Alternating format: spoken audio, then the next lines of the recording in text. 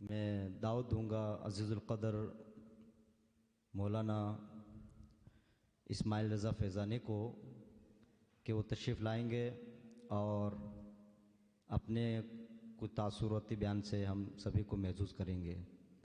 آپ ان کو اچھی طرح جانتے ہیں، ماشاءاللہ ابھی 2 سال پہلے فارغ ہوئے ہیں اور خطابت کی دنیا میں ماشاءاللہ اچھا انہوں نے ڈنکا بجایا ہے، اور میرٹا سٹی کے اندر ایک عالی شان مسجد کے امام ہیں، جہاں پر امامت و خطابت اور درس و تدریس کی خدمات انجام دے رہے ہیں، اور ماشاءاللہ پورے میرٹا سٹی کے اندر ایک انقلاب پیدا کیا ہے۔ ابھی وہاں پر چند مہینے پہلے ایک جلسہ ہوا تھا، جہاں پر انہوں نے جو تھوڑی سی مدت میں جو خدمات انجام دی ہے، یعنی درس و تدریس کے سلسلے میں، تو ماشاءاللہ وہ بھی بڑی قابل داد تھی، اور جلسے میں ان بچوں کے نمونے کے طور پر پیش بھی کیا گیا تھا، اور ایک عظیم انقلاب پیدا کیا ہے میرٹا کی سرزمین پر، اور امید ہے کہ انشاءاللہ مزید اپنی یہی کوششیں اور کاوشیں جاری رکھتے ہوئے اپنے مادر علمی دارالعلوم فیضان اشرف کا نام یوں ہی روشن کرتے رہیں گے اور اپنی خدمات کا سلسلہ آگے سے آگے بڑھاتے رہیں گے۔ اب آپ کے سامنے مولانا اسماعیل صاحب فیضانی شعرانی آپ سے مخاطب ہوں گے۔ السلام علیکم ورحمۃ اللہ وبرکاتہ۔ لک الحمد یا اللہ، الصلاۃ والسلام علیک یا رسول اللہ وعلی آلک واصحابک یا حبیب اللہ، اما بعد فاعوذ باللہ من الشیطان الرجیم، بسم اللہ الرحمن الرحیم۔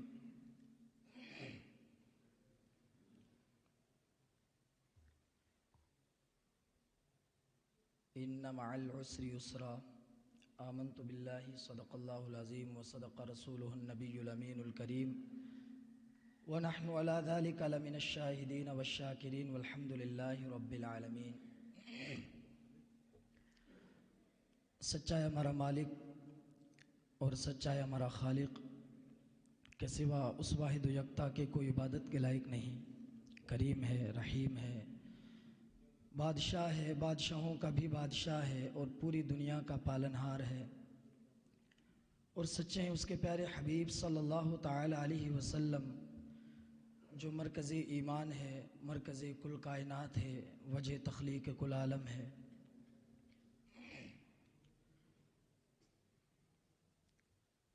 حضرات، 2 روزہ یہ مسابقتی پروگرام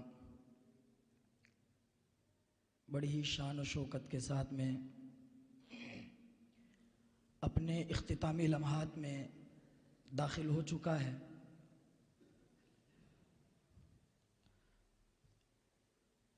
آپ تمام نے اچھی اچھی تقریریں، اچھی بہترین خوبصورت آواز میں نعتیں اور قرآن پاک کی تلاوت سماعت کی۔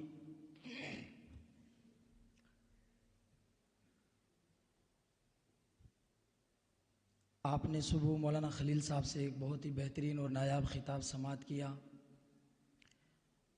انشاءاللہ ابھی پھر آپ اساتذہ اور دیگر مہمانوں سے خطاب سماعت فرمائیں گے۔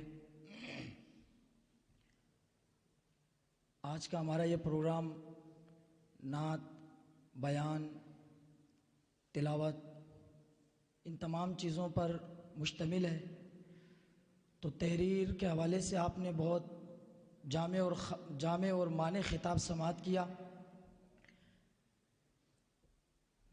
تقریر کے حوالے سے 1-2 باتیں آپ سے عرض کر کے اپنی گفتگو کو سمیٹ لوں گا۔ یہ بات ذہن میں رکھیں کہ دنیا میں وہی افراد مطمئن زندگی گزارتے ہیں جن کے اندر کچھ کرنے کا جذبہ موجود ہو۔ زمانہ طالب علمی میں درس و تدریس کے علاوہ غیر نصابی سرگرمیوں میں وہی طلبہ آگے بڑھتے ہیں، کامیابی اور کامرانی وہی حاصل کرتے ہیں جن میں خداداد صلاحیتیں اور جو خداداد اوصاف و کمالات کے حامل ہوتے ہیں۔ یقیناً فطری طور پر ہر انسان کئی خوبیوں کا مالک ہوتا ہے، ان خوبیوں کو برآمد کرنے کی ضرورت ہوا کرتی ہے۔ ہمارے ادارے سے فارغ ہونے والا طالب علم کہیں بھی کسی بھی کونے میں ہوتا ہے، الحمدللہ ادارے کا نام روشن کرتا ہے، اساتذہ کا نام روشن کرتا ہے اور اپنے علاقے میں ایک مثال قائم کرتا ہے۔ یہ بات روز روشن کی طرح آیا ہے۔ تو چونکہ تقریر، تحریر یہ تمام الگ الگ فن ہیں، کسی کو کسی چیز میں شغف ہوتا ہے، کسی کو کسی میں دلچسپی ہوتی ہے، بہرکیف ہمیں آپ سب کو کسی نہ کسی فن سے دلچسپی ہونی چاہیے، کسی نہ کسی چیز سے ہمیں انٹرسٹ ہونا چاہیے۔ تقریر ایک ایسا فن ہے کہ اس کے ذریعے آپ سامع کو اپنا قائل بنا سکتے ہیں۔ تقریر کے حوالے سے جو ہمارے اندر غلط باتیں رائج ہیں کہ تقریر چلانے ہی سے ہوتی ہے، تقریر میں جوش اور خروش ہونا چاہیے، دھاڑنے والی تقریر ہونی چاہیے، جبکہ ایسا کچھ نہیں ہے۔ تقریر میں سب سے پہلے جو اہم رول ادا کرنے والی چیز ہے وہ مواد، میٹر جس کو ہم اور آپ کہتے ہیں۔ ہمارے پاس مواد جتنا اچھا ہوگا، ہماری گفتگو، ہماری تقریر اتنی ہی زیادہ کامیاب اور مؤثر ثابت ہوگی۔ تقریر کرنے سے پہلے ہمیں سب سے پہلے یہ بات ذہن میں ہونی چاہیے کہ ہم جس جگہ تقریر کر رہے ہیں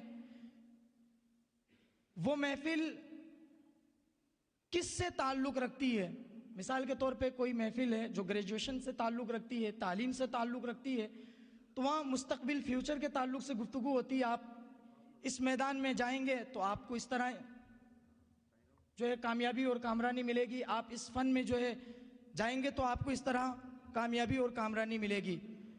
تو تقریر کے لیے جو سب سے اہم رول ہوا کرتا ہے وہ سب سے پہلے کہ ہمارا پروگرام کس جو ہے مناسبت سے قائم ہے، آپ اس کو پورے میٹر کو اپنے ذہن میں رکھیں۔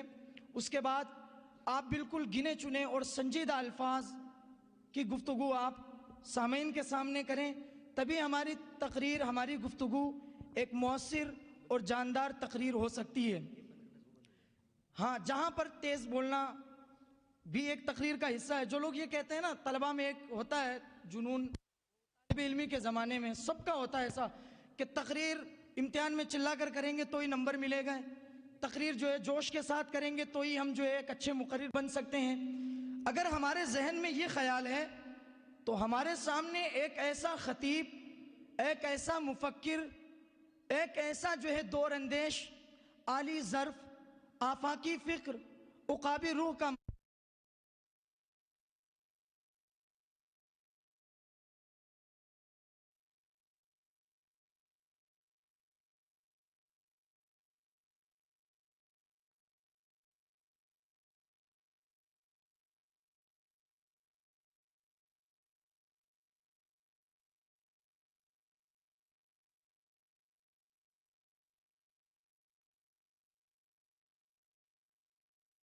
صاحب کی گفتگو کو توجہ کے ساتھ سماعت کرتا ہے۔ وجہ کیا ہے؟ وجہ یہی ہے کہ حضرت کے پاس مواد اچھا ہوتا ہے، باتیں بڑی قیمتی ہوا کرتی ہے، حضرت ہمارے سامنے موجود ہے۔ اگر ہمارے ذہن میں یہ ہوتا ہے کہ بھئی چلانے سے تقریر کامیاب ہوتی ہے، ثاقب رضا مصطفی صاحب ہمارے سامنے موجود ہے سوشل میڈیا پر، جن کو ہم سنتے ہیں، کبھی وہ جوش میں تقریر نہیں کرتے، لیکن کسی بھی کتاب سے پڑھ کر وہ بیان کر دیں، دیکھ کر بھی اس طرح تیر کی طرح وہ سینے میں پیوست ہوتا ہے، لگتا ہی نہیں ہے کہ وہ دیکھ کر بیان کر رہے ہیں۔ ہمارے یہاں جو دیکھ کر بیان کرے تو اس کو تھوڑا مایوس سمجھا جاتا ہے۔ آپ ثاقب صاحب کی تقریر اس میں بہت جگہ وہ دیکھ کر بیان کرواتے ہیں، ہو بہو وہ کتاب سے دیکھ کر بیان کرتے ہیں، لیکن احساس ہی نہیں ہوتا ہے کہ یہ دیکھ کر بیان کر رہے ہیں۔ اس کے لیے سب سے پہلی بات تو یہ تقویٰ اور طہارت کے وہ پیکر ہیں، ان کی زبان سے نکلے ہوئے جملے تیر کی طرح سینے میں